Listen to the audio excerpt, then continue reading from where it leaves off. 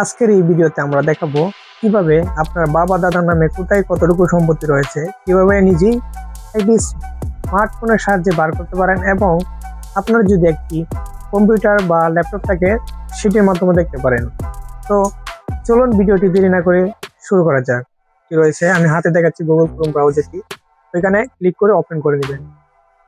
আপনি যদি Android phone থেকে ভিডিওটি দেখে থাকেন বা অ্যান্ড্রয়েড ফোন থেকে যদি আপনারা এই কাজগুলো করে থাকেন, তাহলে আপনারা অ্যান্ড্রয়েড ফোনের যে গুগল ক্রোম ব্রাউজারটি রয়েছে ওইখানে গিয়ে সার্চ আইকনে গিয়ে লিখবেন land.gov.bd লিখে সার্চ করবেন। সার্চ করার পর ভূমি তত্ত্ব বাতায়ন নামে একটি অপশন আসবে। আসার পর ভূমি তত্ত্ব বাতায়ন এখানে ক্লিক করে দেবেন। ভূমি তত্ত্ব বাতায়নে ক্লিক করার পর ঠিক এরকম একটি ইন্টারফেস নিয়ে আসবে। আসার পর একটু স্ক্রল বার করে নিচে যাবেন, যাওয়ার পর দেখবেন ভূমি রেকর্ড ও ম্যাপ।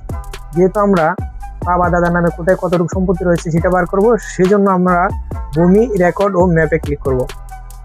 ভূমি রেকর্ড ও ম্যাপে ক্লিক করার পর নতুন আরো একটি ইন্টারফেসে আসবে। আসার পর দেখেন এখানে লেখা আছে সার্ভে খতিয়ান। এখন আপনি আপনার কোন বিভাগটি রয়েছেন ওই বিভাগটি সিলেক্ট করবেন। আমি যেহেতু ময়মনসিংহ বিভাগে রয়েছি, আমি আমার ময়মনসিংহ বিভাগটি সিলেক্ট করে দিলাম। দেওয়ার পর এবার জেলা দেবেন। জেলা আমার যেহেতু ময়মনসিংহ জেলাটি আমি সিলেক্ট করে দেবো। তারপর হচ্ছে উপজেলা অথবা থানা। যেহেতু আমি ঈশ্বরগঞ্জ থানায় রয়েছি, আমি ঈশ্বরগঞ্জে ক্লিক করে দেবো। তারপর হচ্ছে খতিয়ানের ধরন, আপনি চাইলে CS, RS, SA, PT, BRS, এখানে যেগুলো রয়েছে এগুলো হচ্ছে খতিয়ান। আমি যেহেতু বিআরএস থেকে দেখবো কোথায় কতটুকু সম্পত্তি রয়েছে, আমরা এখানে ক্লিক করে দেবো। ক্লিক করে দেওয়ার পর মৌজা, আপনি যে মৌজা বা যে গ্রাম বা যে এরিয়াতে থাকেন ওইটা দিবেন। এখানে যেহেতু আমি 255 আমার জানা আছে, আমরা 255-তে সার্চ করলে দেখেন এখানে দেখাচ্ছে 255 এনায়েতনগর। আমি যদি এটা কেটে দিই, এখন আমাদের এখান থেকে খুঁজে বার করতে হবে এনায়েতনগর। আমি দেখাই আপনাদেরকে। এখানে যদি আমি টেনে একটু নিচে যাই 255, এই দেখেন 255 এনায়েতনগর, অথবা এখানে গিয়ে করতে পারি, অথবা আমরা যদি এখানে 255 লিখে দিই তাহলে চলে আসবে। আসার পর আমরা এখানে একটা ক্লিক করে দেবো।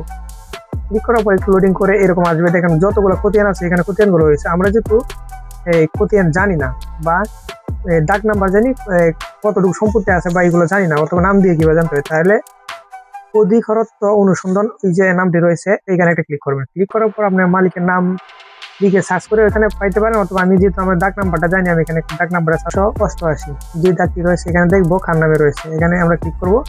দেখতে পাচ্ছি ইসব আলী ফকির। যেহেতু ইসব আলী ফকির, এখন যদি আপনার প্রয়োজন নামের মধ্যে এটা থাকে বা আপনার আত্মীয় বা আপনার বাবা দাদার নাম থাকে, তাহলে এটার উপর ডাবল ক্লিক করে এটা বার করবেন। দেখেন এখানে কিন্তু কতটুকু সম্পত্তি রয়েছে এখানে দেখাচ্ছে 4 একর 65%, মানে 4 একর মানে 40 কাঠা 65%, মানে হচ্ছে 6 কাঠা 5%। তার মানে বোঝা যাচ্ছে 46 কাঠা 5% সম্পত্তি ইসব আলী ফকির। এখানে টাকা দেখাচ্ছে আরো অনেকগুলো দাগ রয়েছে। বিআরএস 255, দেখেন ঈশ্বরগঞ্জ। তো এখন যদি আপনারা যদি এটা ডাউনলোড করতে চান, জুড়িতে রাখুন ক্লিক করলে জুড়িতে চলে যাবে, ওইখানে যায় আবার ক্লিক করে ডাউনলোড করে নেবেন। এখন কথা হচ্ছে আপনার দেখতে হবে এই যে খতিয়ানটি কোন দাগে কতটুকু সম্পত্তি দেখতে হবে। তার জন্য 187 খতিয়ান মনে রাখবেন। আমরা লগ ইনে ক্লিক করে এখানে নাগরিক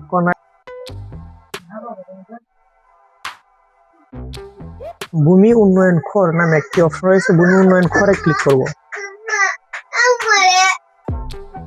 ভূমি উন্নয়ন খরে ক্লিক করার পর নতুন আরো একটি ইন্টারফেস নিয়ে আসবে।